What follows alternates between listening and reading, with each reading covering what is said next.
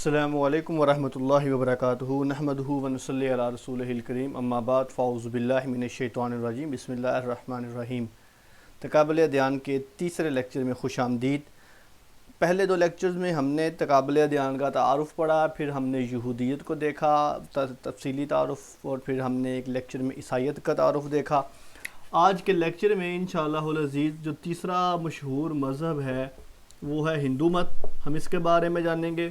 इसके साथ साथ हम कुछ बुनियादी मालूमात और तफसीली तारुफ़ बुद्ध मत का भी देखेंगे। दो आज के मज़हब हैं जो हमारे इंशाअल्लाहुल अज़ीज़ डिस्कस किए जाएंगे। इसके साथ अगर टाइम बचा, तीसरा जो हमारा मौजू है वो है सिख मत। सिख मत को भी आज हम इंशाअल्लाहुल अज़ीज़ डिस्कस करेंगे। ओके जी, जो हिंदू मत है ये दुनिया के पुराने मज़ाहिब में से एक मज़हब है। एक दूसरे नंबर पे इसकी जो इब्तदा है वो 1500 कबल मसीह से शुरू होती है। हिंदू का लुग़वी मानी काला या चोर के हैं। ये असल में इनके लिए एक इंग्लिश लफ्ज़ बोला जाता है रेड इंडियन। इसको रेड इंडियन भी कहा जाता है यूरोप के इलाकों में, और ब्लैकिन भी कहा जाता है। आर्याई जो थे पुराने, जो तुर्कस्तान का इलाका है रशिया का करीब बॉर्डर के, वहाँ से जब इस इलाकों में आए तो उन्होंने यहाँ पर हुकूमत की। तो उन्होंने यहाँ पर आकर आप कह लें कि जो पहले लोग थे उनको हकारत के तौर पर काले रंग का या चोर कहना शुरू कर दिया। अच्छा, एक चीज़ मैं इनकी ये हमारे पास जो बुनियादी किताबें हैं, एक अगर ये आप किताब देख सकते हैं, ये है हिंदू धर्म, ये अबू रिहान अल बैरूनी की लिखी हुई है। इंशाल्लाह जब हम इस्लाम और साइंस पढ़ेंगे तो उसमें ये किताब को भी तफसीली डिस्कस किया जाएगा, इसका पस मंज़र भी बताएंगे। ये अबू रिहान अल बैरूनी बेसिकली एक साइंसदान है, लेकिन ये सुल्तान महमूद गज़नवी के साथ जब हिंदुस्तान आया तो इसने हिंदू धर्म के ऊपर बकायदा ये एक किताब भी लिखी हुई है। उसके साथ साथ हमारे पास जो दूसरी रेफरेंस बुक होगी इस हिंदुज़म के बारे में वो है अक़वाम आलम के अदयान व मज़ाहिब। ये किताब भी आप कह लें कि बेसिकली अरबिक में है, लेकिन इसके बाद में तर्जमा हुआ है। इसी तरह मुताला मज़ाहिब आलम, ये इस्लामिक स्टडीज़ की बुक है। ये तीनों जो हैं हमारी रेफरेंस बुक होंगी। मैं कोशिश करूँगा कि ये जो तीनों किताबें हैं ये आपको पीडीएफ में भी पीडीएफ में आपके साथ शेयर कर दूँ। ओके जी, हमारा टॉपिक है बुद्ध मत, सिख मत और हिंदू मत। ये तीनों टॉपिक आज हम इंशाल्लाह पढ़ेंगे। इसकी हमारी 3 रेफरेंस बुक होंगी जिनमें मुताला मज़ाहिब आलम है, ये पहली बुक है हमारी। उसके बाद अक़वाम आलम के अदयान व मज़ाहिब, ये दूसरी रेफरेंस बुक होगी। और तीसरी ये अबू रिहान अल बैरूनी की लिखी हुई किताब है हिंदू धर्म 1000 बरस पहले, ये रेफरेंस बुक होगी। अबू रिहान अल बैरूनी जो बेसिकली एक साइंटिस्ट थे। ओके जी, हिंदू मत का लुग़वी मतलब है काले रंग वाले को कहते हैं, या चोर इसका माना भी कहा जाता है। उसके बाद हिंदू मत में बहुत ज़्यादा खुदा हैं, लेकिन इनका एक मशहूर अकीदा है त्रिमूर्ति। त्रिमूर्ति में इन्होंने 3 आप कह लें कि अब इनकी भी एक कह लें कि ट्रायंगल बनाई है। इनके नज़दीक जो 3 खुदा हैं वो बेसिक हैं, जिनमें सबसे पहले नंबर पर ब्रह्मा है, दूसरे नंबर पर विष्णु है और तीसरे नंबर पर शिव है, शिव जी। ब्रह्मा आप कह रहे हैं, ब्रह्मा असल में जो है आप इसको ज़रा थोड़ा सा समझ ले, ब्रह्मा संस्कृत ज़ुबान का लफ्ज़ है और इसका मतलब होता है खुदा। लुग़वी मतलब है इसका खुदा। अच्छा, अब त्रिमूर्ति के साथ साथ आप एक और भी अकीदा देख लें, वो है त्रिदेवी। त्रिमूर्ति से मुराद 3 मूर्तियां हैं और 3 मूर्तियों में ब्रह्मा है, विष्णु है और शिव है। अब इन तीनों की 3 बीवियां भी हैं, सारी बातें एक बीवी भी है, और इन एक बीवी का नाम भी है। ब्रह्मा की बीवी का नाम है सरस्वती। जैसे जैसे हम साथ साथ डिस्कस करते जाएंगे मैं आपको बताता जाऊंगा। ब्रह्मा जो है ये कायनात का खालिक है हिंदुओं के नज़दीक, कि इसने ज़मीन को पैदा किया अपने पानी से। इनका नज़रिया भी है कि पानी से पैदा किया और उसके बाद वो सो गया, यानी कि ज़मीन, इसका काम सिर्फ पैदा करना है इस दुनिया को, उसके बाद इसका कोई कंसर्न नहीं है किसी के साथ भी, और पैदा करने के बाद ये सो गया है। और एक मज़े का फैक्ट जो है, हिंदू मत में सबसे कम जो इबादत है वो ब्रह्मा की होती है। यानी कि हिंदुओं में जितने भी खुदा हैं उन सब में से कम जो इबादत होती है वो ब्रह्मा की होती है। क्यों? इसके पीछे एक लॉजिक है। लॉजिक ये है कि हिंदू जो हैं वो कभी भी मतलब के बगैर किसी से काम नहीं करते हैं। अगर वो इनकी भी इबादत करते हैं तो उसके पीछे इनका मकसद है। विष्णु की इबादत करने का मकसद क्या है? उसकी रहमत, उसकी मदद, उसका एहसान लेना, और शिव से है उसके कहर से, उसके गज़ब से बचना।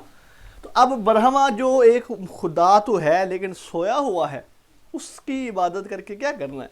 तो इसलिए उसकी इबादत ही नहीं की जाती है। तो बहरहाल इसकी बीवी सरस्वती है जो फ़नून लतीफ़ा, आप कह लें नाच गाना अदब वगैरह, ये उसकी देवी है, फ़नून लतीफ़ा की देवी है सरस्वती।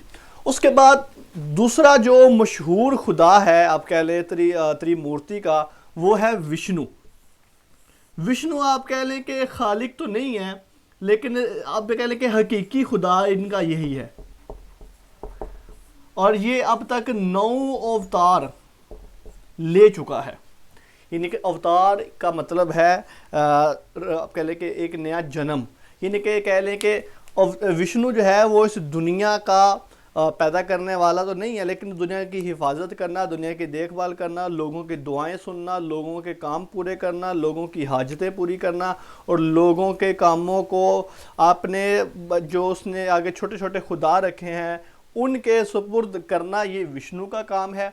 लेकिन जब बहुत ज़्यादा सख्त मामला हो जाता है, दुनिया पर बहुत ज़्यादा आप कह लें कि गुनाह हो जाते हैं, या दुनिया में बहुत ज़्यादा जुल्म छा जाता है, तो फिर विष्णु खुद इस दुनिया में आता है और इस दुनिया में आकर वो इस दुनिया से जुल्म को ख़त्म करता है।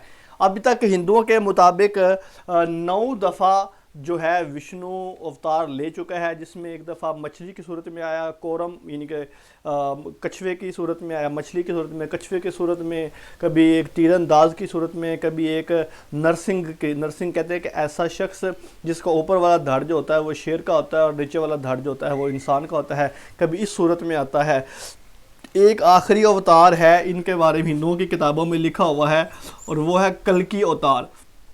कल्कि अवतार के बारे में ये है कि हिंदू कहते हैं कि एक 10वीं दफ़ा अवतार लेगा जो है विष्णु, वो एक सफ़ेद रंग के घोड़े पे बैठ कर आएगा और अपनी तलवार के साथ दुनिया से जुल्म को ख़त्म करेगा और बोलबाला कर फरमाएगा। और इनके नज़दीक ये है कि उसके बाद फिर दुनिया ख़त्म हो जाएगी। कुछ कहते हैं मुस्लिम और यकीन ये कहते हैं कि इससे मुराद नबी सल्लल्लाहु अलैहि वसल्लम है कि जब वो आप कह लें कि फ़तह मक्का के मौका पर पहुँचे तो वो सफ़ेद रंग के घोड़े पर सवार थे। और कुछ के नज़दीक ये हज़रत ईसा अलैहिस्सलातु वस्सलाम की पैदाइश का सिलसिला है। तो बहरहाल 9 अवतार लेकर, 9 आप कह लें कि जन्म लेकर इस दुनिया में विष्णु आ चुका है। और तीसरे नंबर पर शिव है। शिव जी आप कह लें कि ये जुल्म का, कहर का और जबर का, और आप कह लें कि इस तरह के जो मामलात हैं जिसमें जुल्म व सितम होता है या जिसमें लोगों को सज़ा देना होती है, उस तरह के सिलसिलों में ये विष्णु जो है, शिव जो है आता है। अच्छा, एक मज़े की बात मैं आपको बता दूं, शिव जी का लंग है, इसकी भी बाकायदा इबादत की जाती है। लंग ये एक लफ्ज़ आप बोलते हैं, ये हिंदी लफ्ज़ है, उर्दू में भी इस्तेमाल होता है लेकिन उसका तलफ़ुज़ और होता है। लंग अज़ू तनासुर को कहते हैं, एक जिसकी बाकायदा हिंदुओं के यहाँ इबादत होती है। आपने देखा होगा बाज़ हिंदू वीडियोज़ में कि जिसमें वो नंगे मर्द जो होते हैं, पीर फ़कीर, वो घूम रहे होते हैं और जो बाकी लोग होते हैं वो उसकी पूजा कर रहे होते हैं। तो वो असल में उनके नज़दीक कह लें कि जायज़ है और वो उसकी पूजा करते हैं, ये उनका आप कह लें कि नज़रिया है। ओके जी, जिसमें यहाँ पर हो गया था विष्णु की बीवी है वो लक्ष्मी है। यहाँ पर लिख लेते हैं, विष्णु की जो बीवी है, विष्णु की बीवी का नाम लक्ष्मी है। और लक्ष्मी हम आम तौर पर पैसे को भी कहते हैं। लक्ष्मी वो ये हिंदुओं में लफ्ज़ बोला जाता है। और जो शिव जी की बीवी है उसका नाम है पार्वती।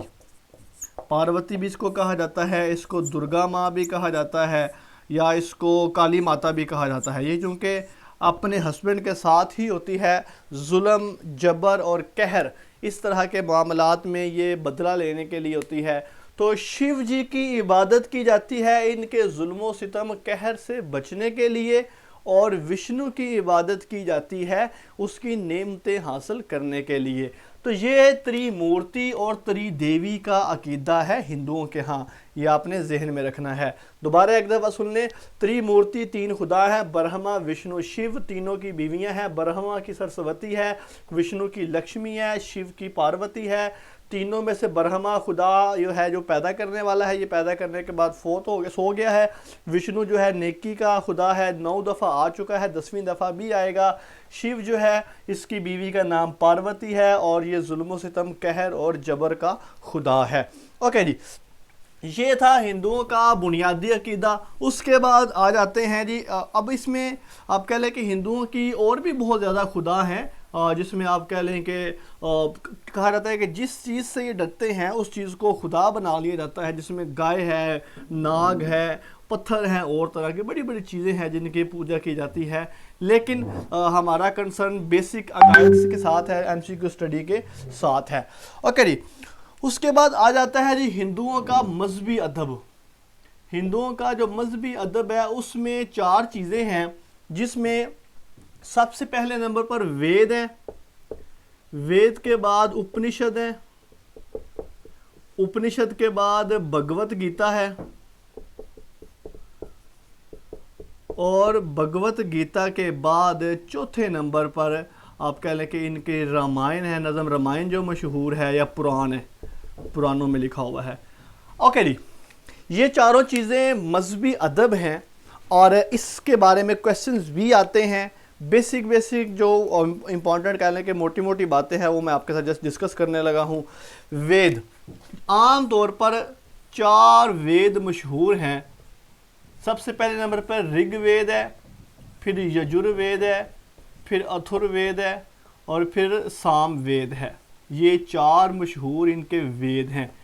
वेद का लुग़वी मतलब होता है इल्म, मार्फत या राजो न्याज की बात, या इसको खुदाई इल्म भी कहा जाता है। वेद किसने लिखे हैं किसी को नहीं मालूम, वेद किस वक़्त लिखे गए किसी को नहीं मालूम। बस ये मालूम है कि ये आप कह लें कि कबले मसीह 1800 से 1000 कबले मसीह के दरमियान ये लिखे गए हैं। बस ये इतना ही मालूम है, एग्जैक्ट डेट किसी को नहीं मालूम और इनके मुसन्निफीन का तो किसी को पता भी नहीं है। एक और चीज़ याद रखिएगा, मोस्टली जितना भी इनका मजहबी अदब है, बल्कि मैं यहाँ पर लिख लेता हूँ, जितना भी इनका मजहबी अदब है वो मंजूम है। मैं मंजूम ज़रा ओपनली आप कह लें कि बड़ा करके लिख रहा हूँ, इसलिए कि ताकि आपको जहन में रहे। आपको कुछ रेंडमली क्वेश्चंस भी आते हैं, लेकिन ओवरऑल आपने जहन में रखना है कि ये सारा मंजूम कलाम है।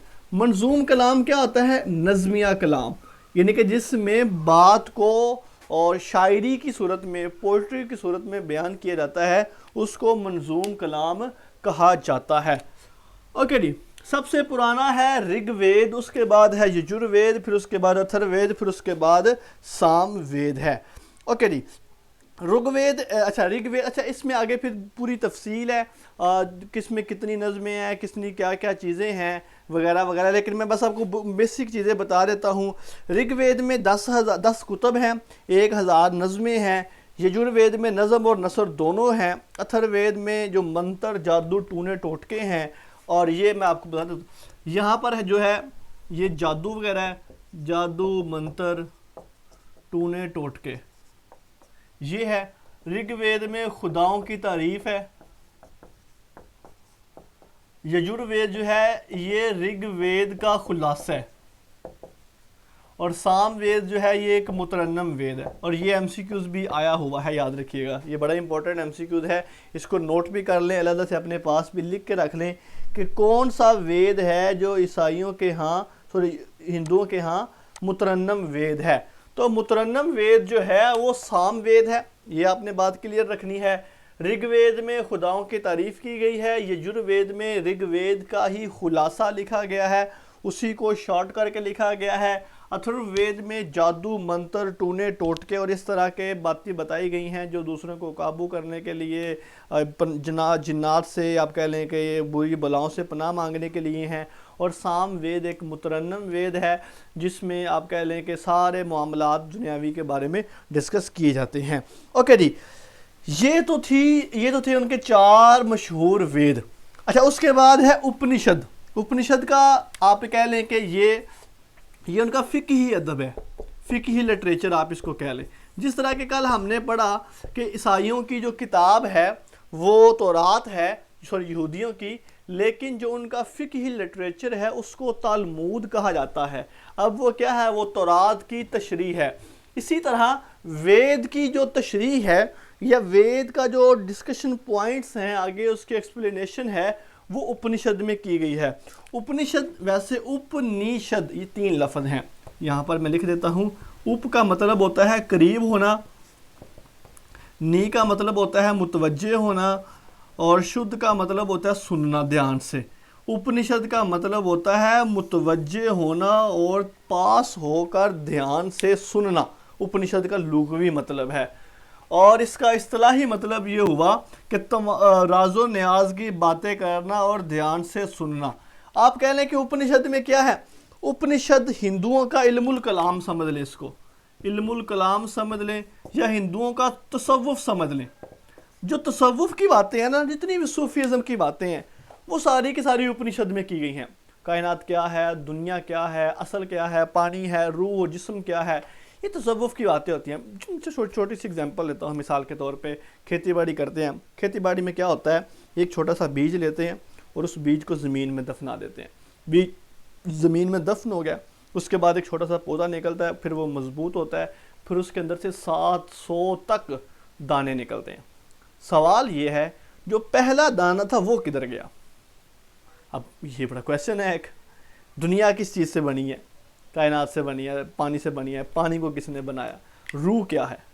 अब देखें ना, हमारे अंदर जब इंसान मरता है तो इस मरने के बाद सारा जिस्म वही रहता है, एक भी जिस्मानी ऑर्गन मिस नहीं होता, इवन के वेट में भी फ़र्क नहीं पड़ता। तो फिर इंसान मर क्या जाता है? यानी कि कौन सा ऐसा एलिमेंट है जो आज तक साइंस ये दरियाफ्त नहीं कर सकी कि वो अगर ख़त्म हो जाए इंसान के अंदर से तो इंसान मर जाता है। यानी कि देखिए, खून कम हो पता चल जाता है, जिस्म में से मसल में पट्ठों में कोई मसला हो, जिस्म में खून की कमी हो, आयरन की कमी हो, vitamin A B C D की कमी हो, हर चीज़ की साइंस बता देता है कि ये चीज़ कमी है। कौन सी ऐसी चीज़ है कि अंदर से वो चली जाए तो इंसान मर जाता है? रूह क्या है? अभी तक आज तक साइंस दरियाफ्त नहीं कर सके। तो बहरहाल इस तरह के क्वेश्चन और इस तरह की टिपिकल जो आप कह लें कि फ़लसफ़ियाना गुफ्तगू है, जो आप कह लें कि फ़लसफ़ियाना बातें हैं, फ़िक़ह के मुतल्लिक़ हैं, उसको समझने के मुतल्लिक़ हैं, वो सारी की सारी क्या हैं? वो सारी की सारी आप कह लें कि उपनिषद में आती हैं। ओके जी, भगवद गीता ये संस्कृत ज़ुबान में लिखी गई है और ये महाभारत का हिस्सा है। अर्जुन और कौरव के ख़ानदान से है। इसके अच्छा, होता क्या है महाभारत में, अर्जुन ये एक नाम है अर्जुन का, और अर्जुन जो है वो कौरव के ख़ानदान से हैं और वो एक पांडव के ख़ानदान है, 2 ख़ानदान है। अच्छा, अर्जुन की और कृष्ण इसका मुकालमा है। असल में ये अर्जुन और कृष्ण का क्या है? मुकालमा है। कृष्ण जी, अच्छा ये कृष्ण जी वही हैं जो विष्णु है, जो खुदा का आप कह लें कि अवतार लेकर दुनिया में आए हैं। और फिर असल में एक अर्जुन जो होता है वो लड़ाई, होता क्या है कि वो अपने ख़ानदान के ख़िलाफ़ ही लड़ता है, लेकिन जब वो लड़ाई के मैदान में उतरता है तो वो देखता है कि उसके अपने भाई हैं, चचाजाद हैं, कज़न है, ताया मामा सारे सामने हैं, लेकिन वो हक पे होता है और उसका ख़ानदान जो होता है वो ऐशो इशरत के चक्रों में होता है। तो वो कंफ्यूज होता है कि जंग लड़े या ना लड़े। तो उसी वक्त कृष्ण, आप कह लें कि विष्णु आता है कृष्ण जी चंद महाराज के रूप में और आकर फिर उसके साथ मुकालमा करता है। अर्जुन उससे सवाल करता है कि क्या जंग करना जायज़ है कि नहीं जायज़। वो उसको फिर समझाता है कि देखो, बदी का ख़ात्मा करना है, गुनाह को ख़त्म करना है, अच्छी चीज़ें लेकर आनी है, इसलिए तुम्हारी जंग बिल्कुल जायज़ है। तो बहरहाल वो जो इनका मुकालमा है, जो कृष्ण, अर्जुन और कृष्ण का है, उसको ही भगवत गीता कहा जाता है। और ये हिंदुओं की सबसे मशहूर मौजूदा दौर में जो किताब है वो भगवत गीता में ही है। और ये बेसिकली जो है ये संस्कृत ज़ुबान में लिखी गई है, और लेकिन मौजूदा दौर में आप कह लें कि इसके बहुत ज़्यादा एडिशन शाया हो चुके हैं, इसके आप कह लें कि तर्जमे भी शाया हो चुके हैं। ओके जी, भगवत गीता के बाद इनकी किताब जो है वो रामायण है। ये एक नज़्म है जिसमें हालात का तज़किरा लिखा हुआ है। नज़मिया कलाम है इनका रामायण। ओके जी, ये था इनका हिंदुओं का मजहबी अदब जिसमें हमने वेद को देखा, उपनिषद, भगवत गीता, रामायण को देखा। वेद 4 हैं, ऋग्वेद, यजुर्वेद, अथर्ववेद, सामवेद। और उसके बाद जो उपनिषद हैं ये इनका फिक्ही लिटरेचर है। भगवत गीता अर्जुन और कृष्ण का जो मुकालमा है, डिबेट है, उसको कहते हैं। ओके जी, ये बुनियादी अदब भी हो गया, बुनियादी इनकी किताबें भी हो गए, बुनियादी नज़रियात और इनके बुनियादी खुदा भी हो गए। ओके जी, उसके बाद कुछ मज़ीद ना आप कह लें कि इनमें छोटे छोटे क्वेश्चन हैं, वो मैं आपको लिखवा देता हूँ, वो आप लिख लीजिएगा। जिसमें सर हाँ एक रहेगा तबकाती निज़ाम। इनका तबकाती निज़ाम वैसे तो मशहूर है, आता भी है सब लोगों को, लेकिन एक दफ़ा फिर भी रिवाइज करवा देते हैं। इनका तबकाती निज़ाम 4 हिस्सों में डिवाइड है। सबसे पहले नंबर पर इनके यहाँ ब्राह्मण है, फिर उसके बाद इनके यहाँ खश्तरी है, फिर उसके यहाँ वेश है, और चौथे नंबर पर शूद्र हैं। अच्छा, जिस तरतीब से मैंने आपके सामने लिखे हैं या आपको बता रहा हूँ, इसी तरतीब के साथ इनके मर्तबे और मनाजिल जो स्टेजेस हैं। सबसे बड़ा जो है ब्राह्मण है। अच्छा, ये इन सब को ब्रह्मा ने पैदा किया है, ये भी याद रखिएगा। ब्रह्मा यानी कि वो जो दुनिया का खालिक है। ब्रह्मा ने ब्राह्मण को अपने सर से पैदा किया है, खश्तरी को अपने बाजों से पैदा किया है, वेश को अपनी रान, जिसको लेग पट भी कहते हैं हम, उससे पैदा किया है, और शूद्र को अपने पाँव से पैदा किया है। इस कैटेगरी से भी आप अंदाज़ा लगा सकते हैं कि किसकी कितनी अहमियत है। ब्राह्मण को सर से पैदा किया है, उसके बाद खश्तरी को रानों से, बाजुओं से, और वेश को रान से, और शूद्र को पाँव से पैदा किया है।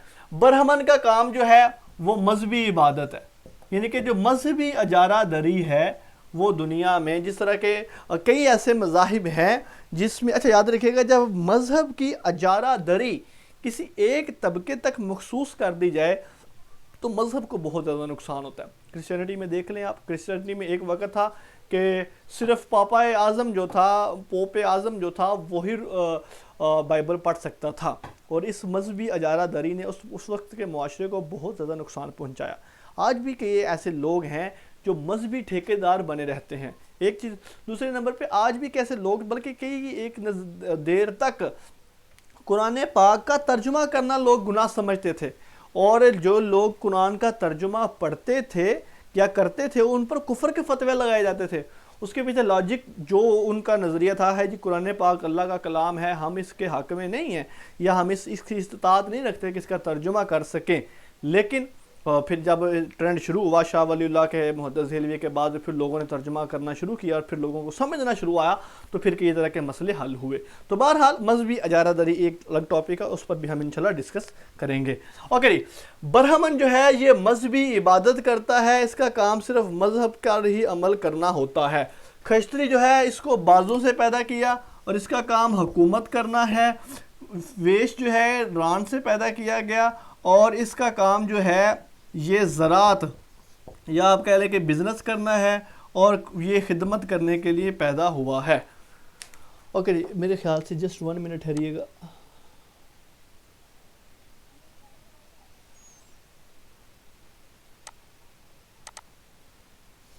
ओके जी,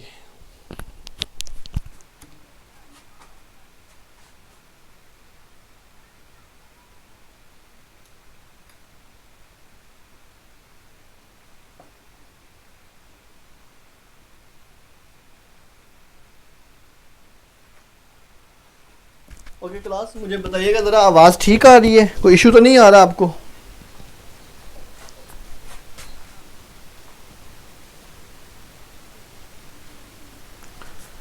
जी, ये मुझे एक मैसेज आया, मैं जस्ट एक मैसेज देख लूँ ज़रा। सर आवाज़ बिल्कुल नहीं आ रही।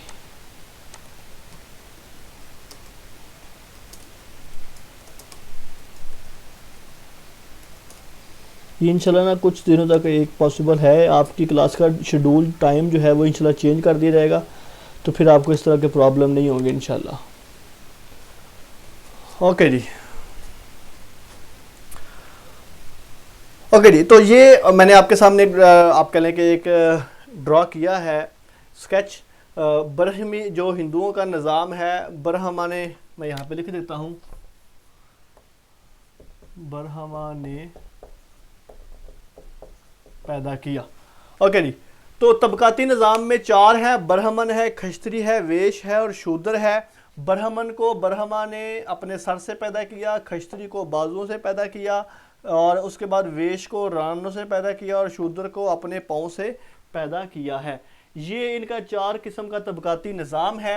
ब्राह्मण को कहने के ब्रह्मा ने अपनी मजहबी इबादत के लिए पैदा किया है, खश्तरी को बाजों से पैदा किया और इसका काम हुकूमत करना है, वैश्य को रानों से पैदा किया, इसका काम बिजनेस करना या ज़राअत करना है, और शूद्र को पाँव से पैदा किया और इसका काम इन बाकी तीनों की इबादत कर खिदमत करना ही इसका मकसद है। इसके अलावा इसका कोई मकसद नहीं है। और इसमें फिर बड़ी ज़्यादा तफसीलात हैं। कहा जाता है कि शूद्र के कानों में अगर वेद की आवाज़ भी चली जाए तो उसके कानों में पिघला हुआ शीशा डाला जाएगा, और फिर उसके बाद ब्राह्मण की शादी किसी और के साथ नहीं हो सकती, ब्राह्मण जो मर्ज़ी करे, इसको कोई पूछने वाला नहीं है। और इस तरह के करके कई एक आप कह लें कि तोहम परस्तियाँ और इंसानी हकूक़ की नाइंसाफ़ियाँ इस मज़हब में पाई जाती हैं। और ये कोई बईद बात नहीं है, पुराने वक्तों में इस तरह की सारी चीज़ें चलती थीं। ओके जी, ये सारी चीज़ें डिस्कस होगी। हिंदुओं में 4 गाफ मशहूर हैं, वो भी यहाँ पर लिख देते हैं। 4 गाफ इनके यहाँ मशहूर हैं। एक है गीता, इनके बोलने के लिए भगवद गीता जिसे कहते हैं, एक है गौ माता और एक है गंगा। गीता, गौ माता, गंगा और एक चीज़ रह गई थी मेरे ख्याल से, गीता, गंगा, गौ माता, गौत्री मंत्र, ये जिसको हम मंत्र कहते हैं। ये 4 गाफ इनके यहाँ मशहूर है। सिखों के यहाँ 5 काफ मशहूर हैं, वो भी इंशाल्लाह आपके साथ जब सिख मत को पढ़ेंगे तो आपको बता दिए जाएंगे। इसके अलावा कुछ छोटे छोटे रैंडमली क्वेश्चन हैं, वो इंशाल्लाह जब आपके साथ नोट्स शेयर किए जाएंगे तो आपको तफसीली मालूमात मिल जाएंगी। ओके भाई, उसके बाद आता है जी आज का दूसरा, ये हिंदू मत का टॉपिक क्लियर हुआ। दूसरा टॉपिक आता है हमारा आज का, और वो है बुद्ध मत। अच्छा, बुद्ध मत जो है, बुद्ध मत मजहब आर्याई है कि मंगोली, दोनों तरह के क्वेश्चंस इसमें आप कहेंगे डोटेड। कुछ लोग कहते हैं कि ये एक आर्याई मजहब है, और क्योंकि ये आर्या जो इलाका है आर्याओं का, वहाँ पर ये पैदा हुआ हिंदुस्तान में। और कुछ कहते हैं कि ये मंगोली है, क्योंकि ये बाद में मंगोली आप कह लें कि उस इलाके में ज़्यादा प्रवान चढ़ा।